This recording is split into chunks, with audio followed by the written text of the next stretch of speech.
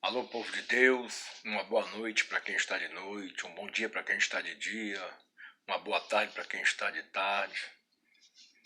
Mais uma vez estamos aqui para dar início àqueles 7 temas do último vídeo que eu gravei, que nós vamos falar sobre 7 temas atuais. E hoje nós vamos começar com o tema arrebatamento e a segunda vinda de Cristo em glória, baseado justamente em 2 Tessalonicenses capítulo 2, versículos de 1 a 17, né? Mas antes eu quero falar que existem várias linhas de pensamento sobre o arrebatamento da igreja. A linha A, existe o pré-tribulacionista. É aquele que acredita que o arrebatamento será antes da grande tribulação. Isso é aceito pela maioria dos crentes no Brasil e no mundo. Eu também penso dessa forma. Existe o tribulacionista ou mid-tribulacionista, aqueles que creem que o arrebatamento se dará justamente nos 3 anos e meio de falsa paz do anticristo. C. Existe o tribulacionista, aqueles que acreditam que a igreja será arrebatada no período da grande tribulação, nos últimos 3 anos e meio, naquele período que vai apertar muito. Existe o pós-tribulacionista, são aqueles que acreditam que a igreja só será arrebatada após os 7 anos de tribulação, terminando os 7 anos de tribulação. Existe ainda os milenistas, são aqueles que creem que o arrebatamento da igreja só acontecerá no milênio. Bom, devido à grande perseguição da igreja primitiva no primeiro século, né, que foi tão grande que o povo achava até que Jesus viria naquela época. Tamanha era a perseguição. Isso está registrado em 2 Tessalonicenses, capítulo 1, versículo 4, 5 e 6, que Paulo fala sobre as aflições, as tribulações que eles estavam passando. E Paulo, ele teve que explicar que não seria assim sem que viesse a apostasia e fosse manifestado o homem da perdição. Ou seja, ele dá 2 grandes sinais aí para o arrebatamento da igreja. Chama-se apostasia, não é? Inclusive em Hebreus capítulo 11, versículo 36 a 38, fala sobre esse grande sofrimento que a igreja primitiva estava passando. Bom, apostasia nós sabemos que é o abandono consciente da fé.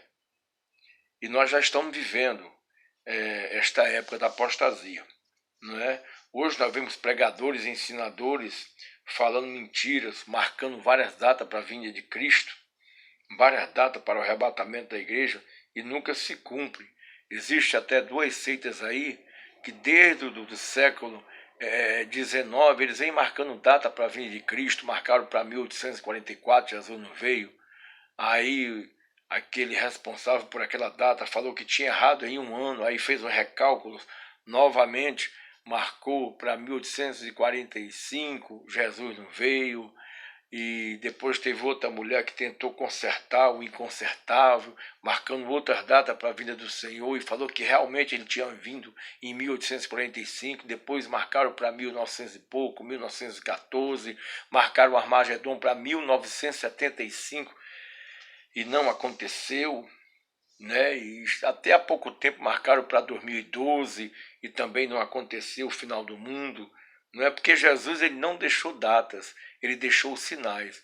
E todos os sinais da sua vinda estão aí. Então, nós estamos vivendo essa apostasia. São pessoas que começaram até pregando bem, pregando certo, né? E agora estão pregando o evangelho que dá certo, mas não é certo, né? E essas pessoas, eles chegam até a pregar e dizer que a Bíblia está errada. Se a Bíblia está errada, para que eles estão usando Bíblia? Eles chegam a dizer que Mateus está errado, que a Trindade não está na Bíblia, que a Trindade é coisa satânica, é coisa inventada pelo homem. Chegam a falar que Jó, aquela história de Jó é uma alegoria, que aquilo nada daquilo que está em Jó aconteceu.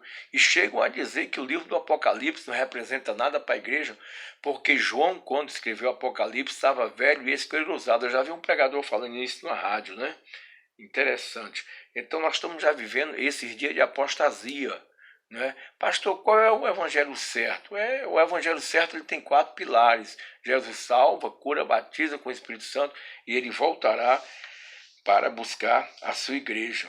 E muitos estão pregando o evangelho que dá certo, mas não é certo, que traz multidões, não é? Inclusive, são pessoas que pregam mentiras, pregam inverdade, eles falam o que o povo quer ouvir, mas não falam o que o povo precisa ouvir. Usam objetos como amuleto para despertar a fé do povo, e muitos acabam sendo enganados e por não ler a palavra de Deus, por não pesquisar a palavra de Deus. E Pedro fala tudo sobre isso. Olha o que o apóstolo Pedro fala, né? No capítulo 2, o apóstolo Pedro fala sobre isso.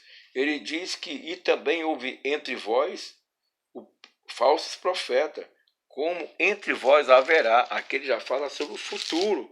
Segundo Pedro, capítulo 2, versículo 1, e ele ainda diz assim, ó, também haverá doutores, pessoas que têm doutorado na palavra, e introduzirão encobertamente heresias de perdição, e até negarão o soberano Senhor que os resgatou. E aqui diz que muitos seguirão as suas dissoluções, pelos quais será blasfemado o caminho da verdade.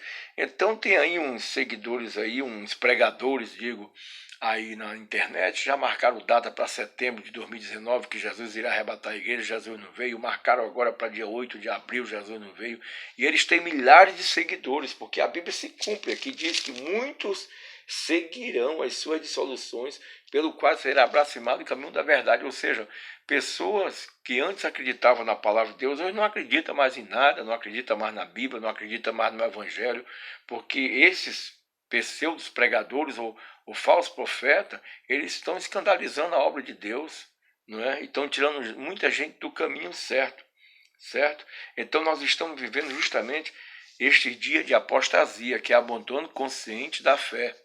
Bom, aqui é um primeiro sinal que Paulo fala, interessante, né? E ele também agora fala sobre um segundo sinal, que é justamente a manifestação do anticristo.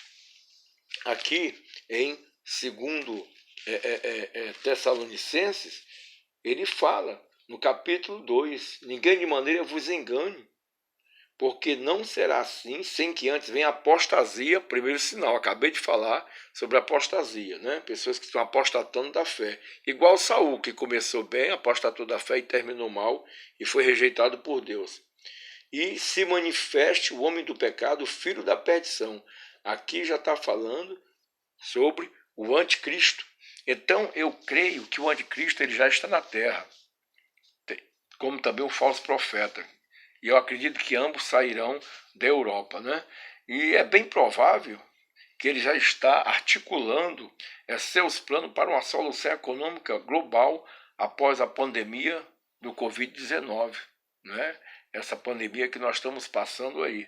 É bem provável que ele já está fazendo alguns planos, que é para quando acabar essa pandemia, porque ele vai encontrar um mundo quebrado, os países estão quebrando, são milhões de pessoas que estão ficando desempregados com essa situação difícil, né? As bolsas de valores estão caindo, o BIP, não é? A situação está mexendo muito na economia, essa pandemia do Covid-19, e ele pode aparecer justamente no momento de caos, não é? Como salvador da pátria, trazendo uma moeda única, uma moeda forte, porque o espírito do anticristo já opera. A globalização, a Bíblia fala em Apocalipse 17, versículo 13, fala que eles terão um só pensamento e uma só ideia, não é?